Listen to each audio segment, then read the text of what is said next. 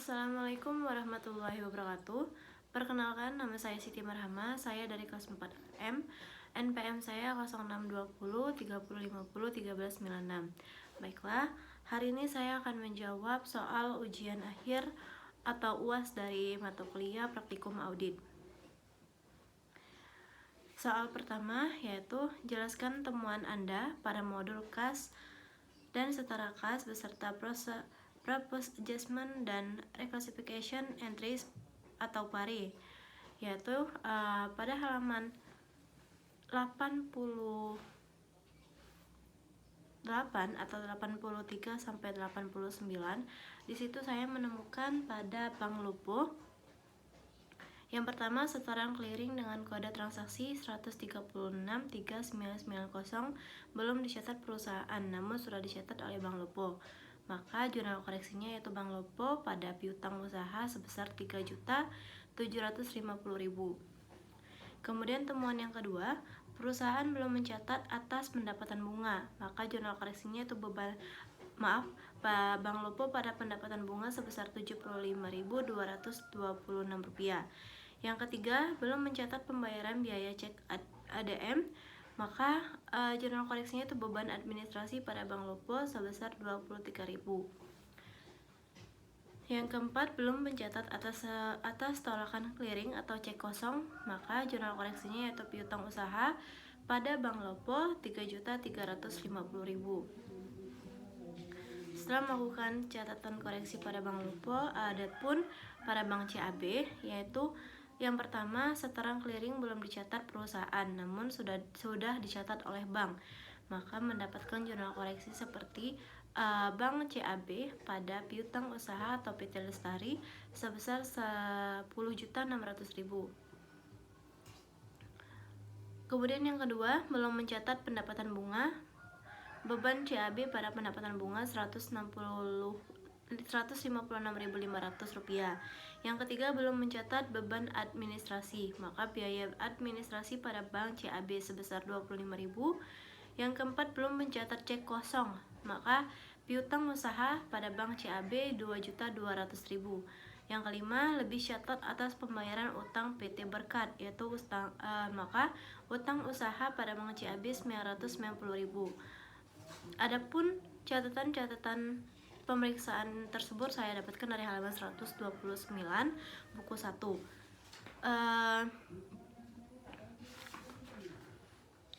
Setelah itu saya juga mendapatkan ditemukannya selisih pada kas kecil, yaitu piutang lain-lain pada kas kecil sebesar Rp200.000. Adapun juga pada saat koreksi terdapat kesalahan pengeluaran kas kecil, maka beban lain-lain pada kas kecil sebesar Rp270.000.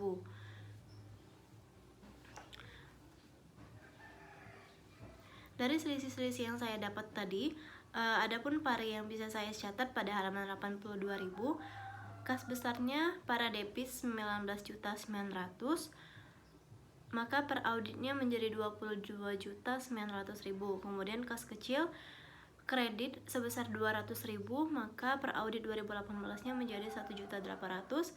Bank CAB-nya di debit 10.756.500 dan di kreditnya 3.215.000, maka per audit 2018-nya menjadi 13.391.410.000. Pada Bank Lupo di debitnya 3.825.226.000 dan di kreditnya 3.373.000. Maka per audit 2018-nya menjadi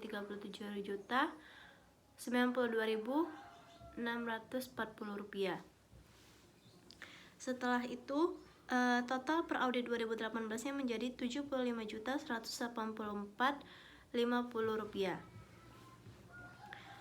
Saya lanjutkan untuk soal nomor 2. Menurut Anda, apa saja hal yang perlu diperhatikan dalam mengerjakan siklus perolehan dan pembayaran beban dibayar di muka? Baiklah, pada soal nomor 2 itu pada modul 5 halaman 100 sampai 102.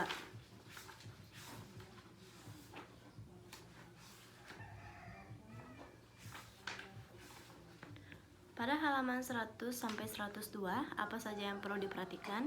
Bagi saya yang perlu diperhatikan yaitu mulai dari halaman belakang, pengisian dari halaman 102 modul 5 itu kita dapat dari halaman 138 buku 1. Terus setoran pada tanggal, rupiah, dan tata rupiahnya hanya dipindahkan saja. Kemudian 101, kita hanya mengisi beban asuransi yang didapat dari halaman 134 buku 1. Nah, untuk premi yang dibayar, kalau kalian bingung dari mana angkanya, yaitu yang 15 juta, 1.200.000 itu dari 9 bulan. Periodenya dari 4 bulan ke Desember menjadi 9 bulan. Jadi 9 dikali 12. Kemudian beban asuransi tersebut di total menjadi 19.300.000. Dan ada pun yang perlu diperhatikan kembali, periode yang ditulis pada halaman 101 itu mengalami kesalahan. Maka kita harus memperhatikan dengan teliti apakah informasi di buku 2 sudah sama dengan modul 1. Seperti tahun yang periode tadi yang saya sebutkan, yang tertulis yaitu tanggal 1 bulan 7 2017 sampai 30 bulan 6 2018. Seharusnya itu tanggal 1 bulan 7 2018 sampai 30 bulan 6 2019. Dan untuk halaman 100-nya, di situ ada keterangan pajak dibayar di muka. Hal tersebut tidak perlu dijurnal kembali atau dicari karena pajak dibayar di muka sudah dihitung terlebih dahulu.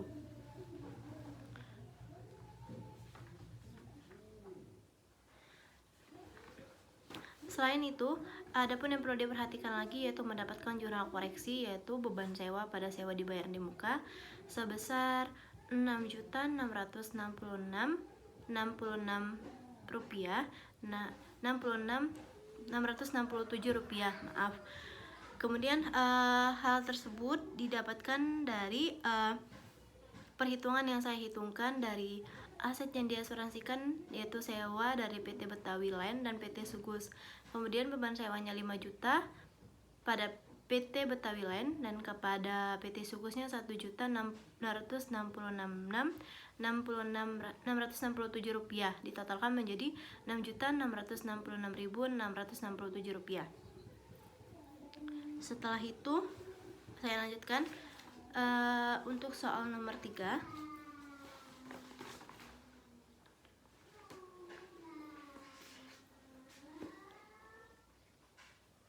Untuk soal nomor 3, jelaskan investasi apa saja yang dilakukan oleh PT Sugus.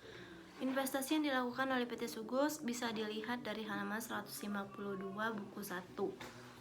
152 buku 1. PT Sugus melakukan investasi kepada 2 saham yang tercatat dalam buku modul 1, yaitu PT Sugus melakukan investasi kepada 2 saham karena PT Sugus itu merupakan salah satu dari pemegang saham dan dia melakukan investasinya lagi kepada kedua PT, yaitu PT Puh dan PT Piglet. Penjelasannya, pada PT Puh, investasi pada PT Puh sebesar 100 lembar dengan nilai nominal 1.000 per lembar, maka jumlah rupiahnya 100 juta. Kemudian pada investasi PT Piglet sebesar 300 lembar dengan nilai nominal 1 juta per lembar, maka jumlahnya 300 juta. Maka jumlah rupiahnya 300 juta. Kemudian soal nomor 4. Soal nomor 4, jelaskan temuan Anda pada modul perolehan dan pembayaran aset tetap beserta Proposed Adjustment dan Reclassification Entries atau PARI.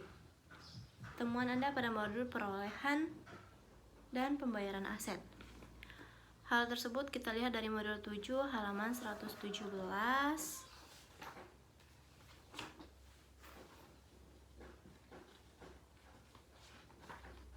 Halaman 115 sampai 120 di buku 2 modul 7. Baiklah, temuan yang saya dapat yang pertama dilihat dari halaman 162 buku 1 ya. Adapun jurnal koreksinya, atau temuan yang saya temukan, yaitu 1. Pada koreksi atas PBB atau beban lain-lain, dan beban lain-lain pada bangunan dan prasarana Rp100.000. Itu dari halaman 160 pada tabel bangunan dan prasarana yang bagian pembayaran pajak bumi bangunan 2018. Hal tersebut tidak bisa dikatakan sebagai aset tetap, maka dikoreksi. Kemudian koreksi nomor 2 itu saya dapat dari bangunan dan prasarana halaman 162 buku 1, koreksi bangunan dan prasarana, tarif 10% atau tarif PPN dikali dengan tarif DPP 20% dikali dengan harga perolehan prasarana, maka jadinya 10% dikali 20% dikali 1.500.000.000.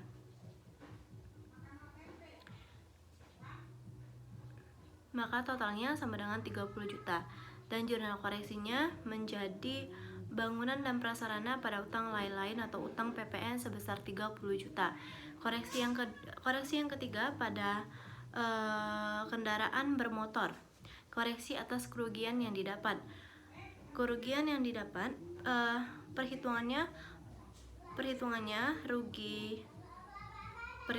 kendaraan lama sebesar 80 juta dikurang dengan akumulasi sebesar 16 juta, maka dapatnya 64 juta, yaitu kemudian pada harga perolehan baru itu dikurang dengan 64 juta tadi dan menjadi 4.629.000. Maka koreksi atas kerugiannya, harga perolehan baru sebesar 59.371.000, akumulasi perolehan lama 16 juta, rugi penjualan 4.629.000 pada kendaraan lama 80 juta, Bank Lopo 240.629.000. Setelah itu jurnal koreksi yang keempat masih untuk yang B, masih untuk kendaraan bermotor, yaitu jurnal yang keempat, reklasifikasi kendaraan bermotor ke aset tetap sewa pembiayaan, yaitu maksudnya kita memperbaiki jurnalnya aset tetap sewa pembiayaan pada kendaraan bermotor sebesar 160 juta rupiah. Setelah itu untuk jurnal yang kelima masih di kendaraan bermotor, yaitu koreksi pencatatan pembelian kendaraan leasing atau bunga tidak dikapitulasi sebagai aset tetap. Adapun jurnalnya yaitu utang sewa pembiayaan jangka panjang beban bunga sebesar 18.654.000, beban bunganya 9.327.000, pada aset tetap sewa pembiayaan 27.981.000. Kemudian jurnal selanjutnya untuk C yaitu peralatan kantor. Jurnal ke-6 yaitu koreksi atas pencatatan PPNBM dan beban lainnya dikapitulasi sebagai peralatan. Maksudnya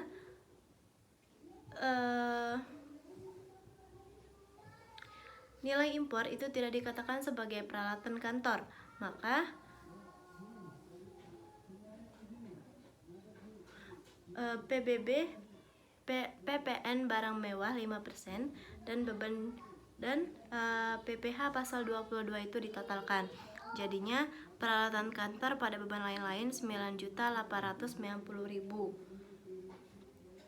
Jadi peralatan kantor 96.600.000 ditambah dengan 9.890.000.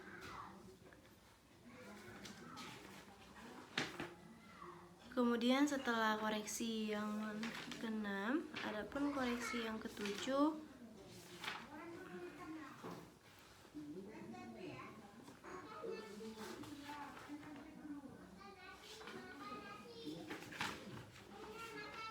Kemudian koreksi yang ke-7 yang C yaitu koreksi atas pencatatan penjualan 1 unit komputer. Pencatatan 1 unit komputer yaitu laba penjualan aset tetap pada laba penjualan aset tetap akumulasi penjualan sebesar 400.000 dan 1.600.000 pada peralatan kantor sebesar 2 juta rupiah. Yang kedelapan, pencatatan penyusutan aset tetap sewa pembiayaan 10 bulan pada akhir periode 2018. Maka jurnalnya penyusutan aset tetap sewa pembiayaan pada akumulasi penyusutan sebesar 22.003.167 rupiah. Setelah itu jurnal yang ke-9 yaitu koreksi pencatatan penyusutan aset tetap periode 2018. Akunnya akumulasi penyusutan bangunan 67.250.000.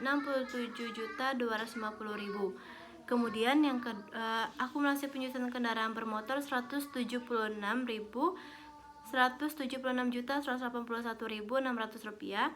Akumulasi penyusutan kendaraan kantor 16.089.200 rupiah. Penyusutan 259.520.800. Setelah ketiganya, saya akan menyebutkan juga temuan saya untuk utang sewa pembiayaan. Pada utang sewa pembiayaan itu koreksinya yang pertama, reklasifikasi utang sewa pada jangka panjang PT Ciptaning ke utang sewa jangka pendek, utang sewa pembiayaan jangka panjang. Utang jangka pendek, maka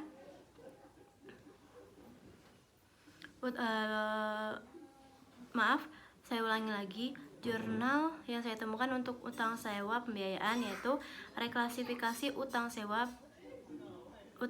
jangka panjang PT Ciptaning ke utang sewa jangka pendek. Maka jurnalnya utang sewa pembiayaan jangka panjang pada utang sewa pembiayaan jangka pendek sebesar 20.480.000 didapat dari 8 bulan dikali dengan 2.560.000 sama dengan 20.480.000.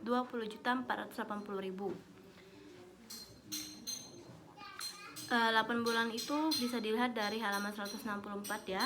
Kemudian untuk temuan selanjutnya, reklasifikasi utang sewa pembiayaan jangka panjang PT Maju ke utang sewa pembiayaan jangka pendek. Maka jurnalnya yaitu utang sewa pembiayaan jangka panjang pada utang sewa pembiayaan jangka pendek sebesar 48 juta.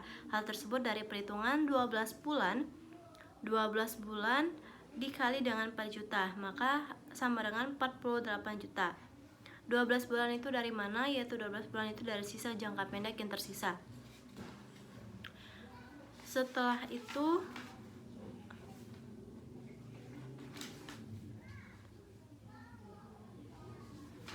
saya lanjutkan kembali untuk soal nomor 5. Jelaskan temuan Anda pada modul pendapatan dan beban beserta propose adjustment dan reklasifikasi interest. Yang kelima yaitu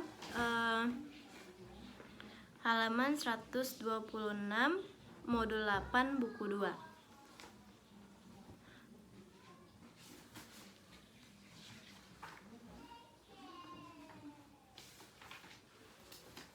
Untuk halaman 126 modul 8 buku 2 itu dilihat dari halaman 173 buku 1.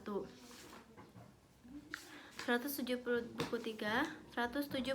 buku 1 kita bisa menemukan dari berdasarkan temuan yang pertama, yaitu berdasarkan pemeriksaan BBK terdapat beban komisi penjualan selama tahun 2018 sebesar 60 juta atas nama perorangan dan bukan karyawan perusahaan, dicatat pada akun penjualan dan akomodasi.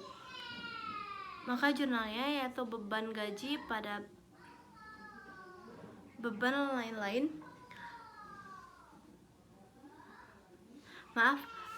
Yang saya sebutkan tadi yaitu beban komisi penjualan pada penjualan dan akomodasi sebesar 60 juta.